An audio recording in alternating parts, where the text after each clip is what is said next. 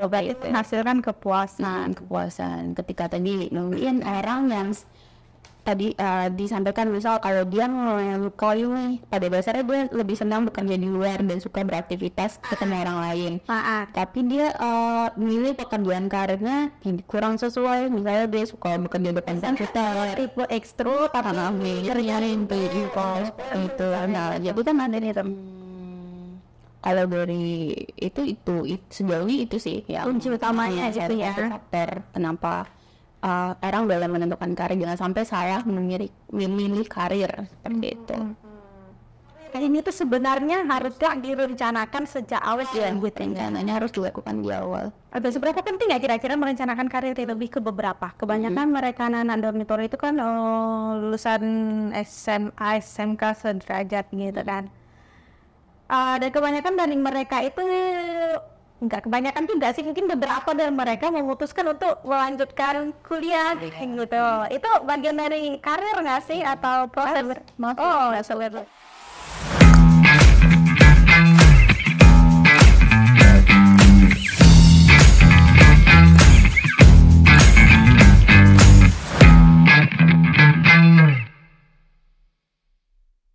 Assalamualaikum warahmatullahi wabarakatuh. Kembali lagi bersama saya Ismi di Studio Talk edisi Mei dengan tema merencanakan karir. So, hari ini kita punya Mbak Dita. Kalau salah Mbak Dita ini udah pernah sih ya.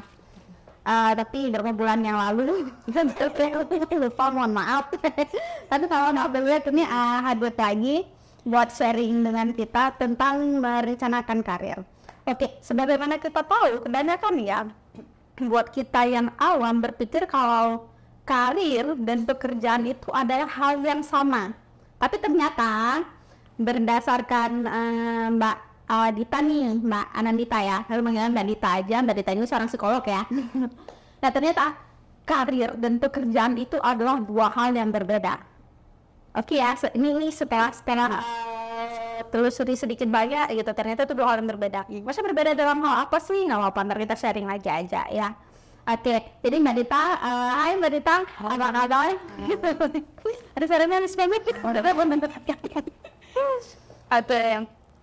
Jadi Mbak Dita, kita nih sebelum sharing nih, kan kita udah survei ke lokasi dulu kan.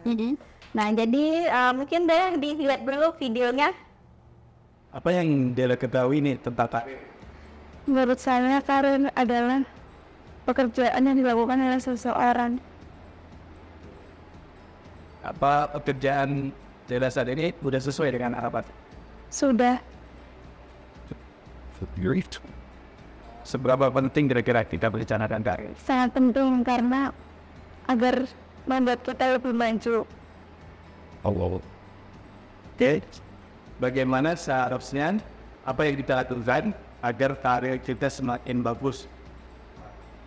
Perusahaan menjadi lebih baik dan juga. Tadi di survei kan ada pertanyaan, apakah pekerjaan saat ini sudah sesuai dengan harapanmu, gitu kan? Tadi sementara yang kita tahu pekerjaan dan karir itu dua hal yang berbeda. Mungkin nggak sih ada karir yang nggak sesuai dengan harapan kita ya? Ya mungkin saja ya, karena kan misalkan dia minatnya nih, dia masih bingung dengan minatnya apa, kadang dia nggak tahu seperti itu. Nah jadi dia sebenarnya harus tahu dulu nih minat dia di mana, kelebihan dia, apa yang dia sukai, apa yang dia tidak sukai, termasuk juga tadi mungkin yang sebelumnya tadi kemampuan dia, kelebihan dia seperti apa, seberapa mengenal dia gitu ya. Jadi harus pahami dulu nih dengan kemampuan diri kita itu seperti apa, terus nanti kita sesuaikan dengan minatnya. Seperti itu. Berarti salah satu, kan ada orang yang tiba-tiba berubah haluan karirnya, ya mungkin salah satu faktornya ya itu tadi ya, buat mengenal diri. Ya, jadi perlu paham buat sebenarnya dia maunya apa, mau jadi apa, minat dia di mana. Dia masih bingung. Orang terlalu banyak keinginan itu juga jadi salah satu faktor membingungkan juga nih untuk kedepannya akan karirnya seperti apa. Jadi paling tidak kita tentukan dulu prioritasnya mana. Mungkin paling tidak 3 atau 4 karir akan seperti apa yang mau kita pilih. Setelah itu baru kita tentukan berapa sesuai atau tidak sesuai dengan karir itu. Oke, berarti mungkin tadi kan bisa jelasin lebih detail nih, kira-kira faktor-faktor apa aja sih yang mempengaruhi seseorang dalam memilih karir? Atau ya mungkin, ya itu dulu lah, nanti. Oke, bisa salah satu dalam memilih karir itu sendiri apa faktornya? Tadi minat, minat dulu, kesesuaian minat ya di situ diminta.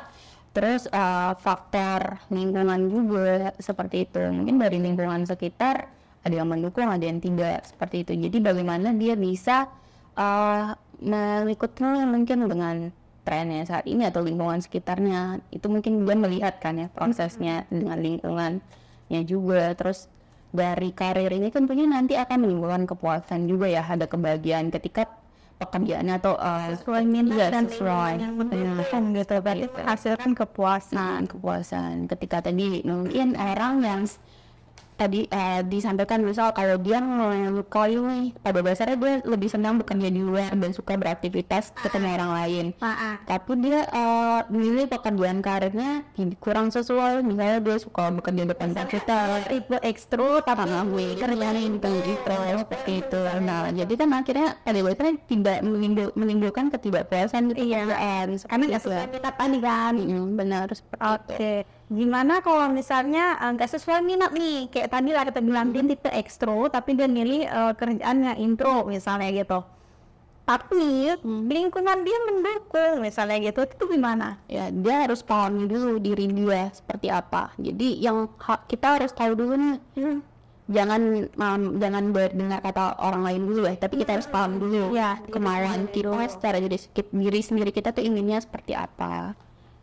Itu konteksnya harus itu dulu, paham akan diri dari minat, kemampuan, value-nya seperti apa, termasuk juga nanti perbedaan dari turunan itu nanti akan menyesuaikan biasanya. Oh, berarti poin utama dan yang menjadi kunci itu ya harus minat dari diri sendiri dulu dan lingkungan yang mendukung. Karena kalau ada pikir-pikir nih ya, misalnya salah satu aja nih ya nggak sesuai minat tapi lingkungan mendukung, ya lama-lama kayak yang mungkin bakal jadi feedback ke diri sendiri kok nggak nyaman gitu ya. Memang teman-teman asik tapi kok nggak enjoy ngelakuin pekerjaan, tes ngelakuin job dosen nggak enjoy gitu. Atau kebalikannya, udah sesuai minat nih, tapi ternyata lingkungannya nggak mendukung, misalnya bekerja dengan orang-orang toksik misalnya, ya kan nggak asik juga dong jadinya ya, mau nggak mau mungkin rubah lagi haluan gitu.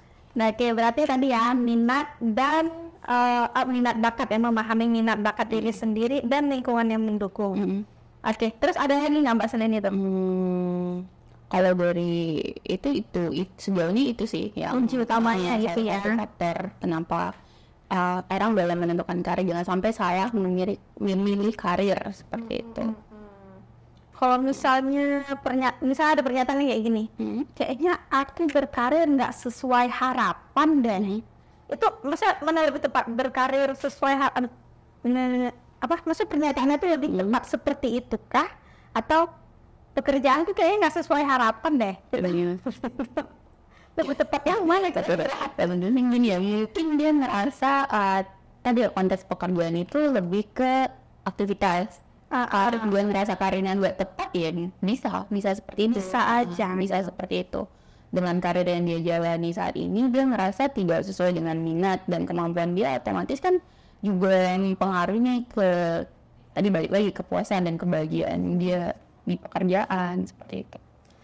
Berarti berarti karir ini tuh sebenarnya harusnya direncanakan sejak awal gitu ya. Ini harus dilakukan di awal. Seberapa penting ya kira-kira merencanakan karir itu? Penting banget. Penting banget. Penting banget karena gini, penting banget kan ketika benar-benar diatur di awal, sudah direncanakan, kita tahu nih ke depannya akan seperti apa dan kita punya langkah preventifnya, antisipasinya akan seperti apa. Itu predictable ya, kita bisa memprediksi ya kira-kira bakal seperti apa. Misalnya kalian memutuskan sebagai karyawan swasta, berkarir sebagai karyawan swasta gitu. Kira-kira ke depannya bakalan seperti apa nih? Gitu. Oke. Kayaknya udah harus. Ada pertanyaan lain nggak sih? Ayo, Vicky, ada pertanyaan. Kalau untuk anak-anak dari mereka ini kan sebentar gitu kan. Oke. Ada orang anak ini dia mereka Nah, misalnya nih, misalnya kayak militeri, kebanyakan mereka bukan kebanyakan sih, tapi lebih ke beberapa. Kebanyakan mereka anak-anak dormitory itu kan lulusan SMA, SMK sederajat gitu dan kebanyakan dari mereka itu nggak kebanyakan juga sih, mungkin beberapa dari mereka memutuskan untuk melanjutkan kuliah gitu. Itu bagian dari karir nggak sih atau proses? Jadi dalam karir itu sendiri, kalau dia ingin bisa wirausaha, bisa dia ingin melanjut bekerja, dia ingin kuliah, nah itu salah satu bagian dari karir. Saya lulus dari sekolah, gue ingin memilih untuk kuliah, atau dia kuliah sambil wirausaha, kuliah sambil bekerja, nah itu pilihan yang menentukan itu bisa hanya dari dianya sendiri yang menentukan. Berarti bisa diambil kesimpulan menentukan karir sama dengan menentukan masa depan. Betul.